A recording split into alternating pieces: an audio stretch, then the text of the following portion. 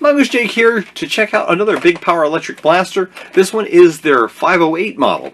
This one is a much more compact semi-auto flywheeler that takes a lot of, looks like design cues, straight off of the Spectrum. Of course, that was first introduced as an adventure for Spectrum, available only through Walmart, but now Dart Zone is putting it under their own name on Amazon. So I'm not going to be able to avoid the direct comparison because, as you can see, they're almost the same size. They're both semi-auto flywheelers with adjustable stocks, and they both have that kind of look to them where they both came with a sight on top, and again, no attachments on the front, just the one rail on top. So very, very comparable, and I might end up doing a direct comparison video. But for now, let's try to stay on the Big Power Electric 508. What is it? It is, of course, a semi-auto mag-fed flywheeler with one attachment on top, and it comes with a detachable stock that is N-Strike compatible. It is a 3-position stock. You have a little trigger type to pull here, and it has multiple adjustments in the center. And I will note, this thing is very solid. It has one stock, or one sling point here, as well as a sling point in the bottom of the grip. For those of you who like those single point slings that hold right here, that's actually what I use, so works for me. But it runs off of 6 AA's, much like its big brother. You got the battery panel right here, one single Phillips screw, pop that out, put your 6 AA's in. Again, like the big 531, this thing came with the batteries, came with 100 darts, came with a few of the little manually resetting targets, came with 2 10-round mags, and their patented eye torture devices. Yes, that's what I call it. They dig in like it's something horrible. I did test them, and I don't want to ever use them again. So, nitpicking on some of the included things, the darts are the exact same ones with the very bad tips. And I'm going to note David Bolak in the comments of my 531 review. He's also one of my patrons, so thank you to David Bolak. He has already cut these apart because he actually runs a blog that you should definitely go check out with some good information with his blaster blog, which I will put a link in the description and maybe also in a pinned comment if I can remember. But David Bolak commented on my video that he has cut these apart and they are in fact rubber. You could definitely convince me otherwise because that is as hard as I said. It feels as hard as the plastic that the blaster is made out of. I still stand by that because these feel harder than FVJs. So, get rid of those. They do give you 100 of them, again, with this. That's a lot of darts, which is good for somebody who's just needing to start out, but as soon as you can get better darts, move away from them. The blaster itself, let's focus on that, because I have already nitpicked on the eye protection and the darts in the previous video, and I already have here. Let's move on. The good things about this blaster.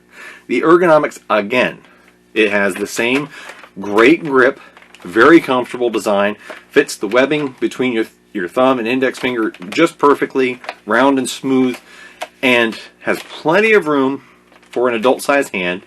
Of course, you've got the tried and true independent red trigger, main trigger, and that very nice mag release right in front so that it's fully ambidextrous, and a nice solid mag well that's easy to locate and insert the mag. Got an easy to access jam door. So, a lot of positives. Again, the same build quality. These feel very, very good. This is absolutely on par with the Dart Zone Spectrum build quality, if not superior. I know that it is that good. Big Power Electric is impressing me with that. Now, I am going to note now, what's one bad thing? With these 12-rounder mags, which is a weird choice, the bigger blaster, the 531, came with 10-round mags. This has 12-round. And these have what looks like a little bit of a flaw. Whether it's the molding on the blaster, which I don't think so, or it's the molding on the mag, which I do think so.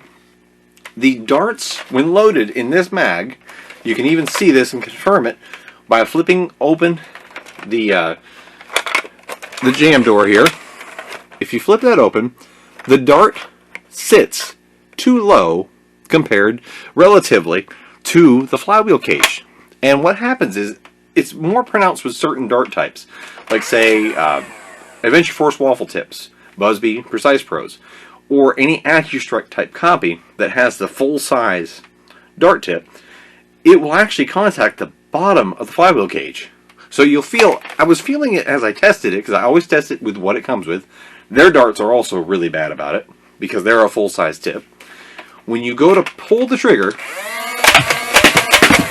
certain darts, you'll feel a hesitation. It's like halfway through the trigger pull, it stops.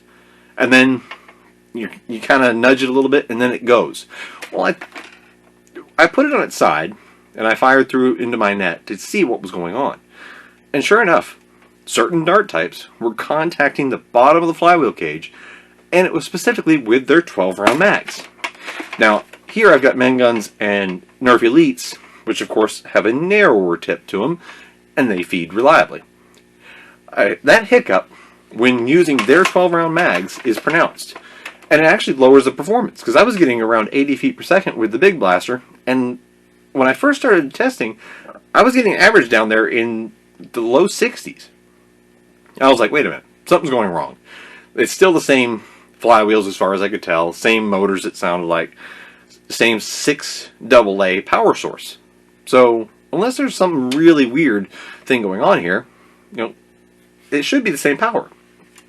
Well, I did that check, laid it on its side, and fired it through, and I, sure enough, seen that contact on the flywheel cage. Well, swap to a worker mag, or a Nerf drum even, because I test with everything, problem went away. So double check the mag seating. Sure enough, these 12-round mags sit too low. So, noting that now up front, once I switched to any other mag, I went from getting those really weird, low performances right back up to mid to upper 70s. I was averaging actually anywhere from 75 to 77. So a little bit lower than the 531 that's now sitting behind me, but still competitive to the Dart Zone Spectrum and better than Nerf. So good marks on that, with the asterisks put out beside the performance of the 12-round mags on mine do not properly fit the blaster that they're sent with. So use your other mags that you've already got, and no issue, it seemed like. Because, again, I run the Worker 22s when I'm running full-length darts. They're fully compatible. And again, no feeding problems. Feed smooth, and I'm hitting those upper 70 numbers. So, and it also looks sharp with it. So, the 508 keeps that whole, as I guess now it's going to be their legacy of an off-brand product featuring good ergonomics, good performance, great quality, and I mean, this is completely, personal opinion, but I think they look good. They don't look like an off-brand product. It looks solid, it feels solid, it performs solidly. And coming to the price, right now currently, at the time of this recording, this is selling for $34.99 on Amazon through Big Power Electric's Amazon store. Dart Zone has the Spectrum on Amazon for $39.99. $5 difference. So, very comparable product for $5 cheaper. That's going to be completely up to you whether you like that or not, but you do get a good blaster at a competitive price with competitive performance, and again, very, very good ergonomics. Whether you're right or left-handed, this thing feels great.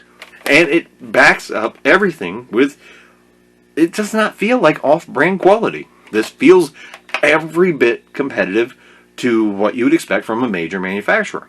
So again, like I said with the 531, I am highly impressed with Big Power Electric. And they did send this to me free of charge in exchange for a review, but that doesn't change my perspective on this. I see this as a quality product. And this is what I like to see from these oddball brands that show up. Put out a good quality product, and even if there's a little hiccup here or there, we can work around it. As in, I would never recommend using their 12-round mags. I think the lip is just molded a little too high to where you can't insert it properly. Because their own 10-rounder worked fine. The Worker, as I've ended up doing most of my testing with. The worker mag works perfectly. And that's what I run anyways. So for me, it's a non-issue. The two 12-round mags, I can pass them on to somebody else if they want to use them. So, win-win for me. I think that this is a good product. Yet again, I'm going to give it a thumbs up. But do note, don't use their darts. And the 12-round mags that are included on mine had an issue.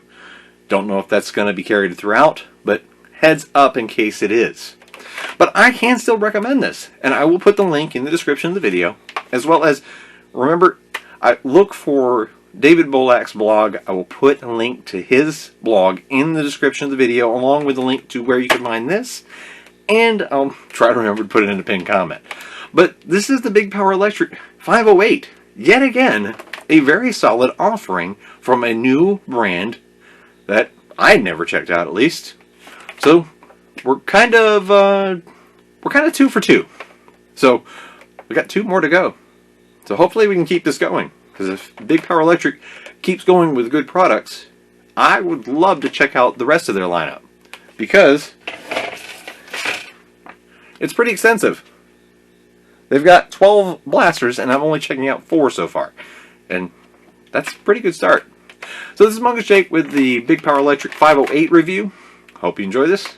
And look in the description. The information will be down there for you if you want to look further into it. Thanks for watching. Hope you enjoyed it.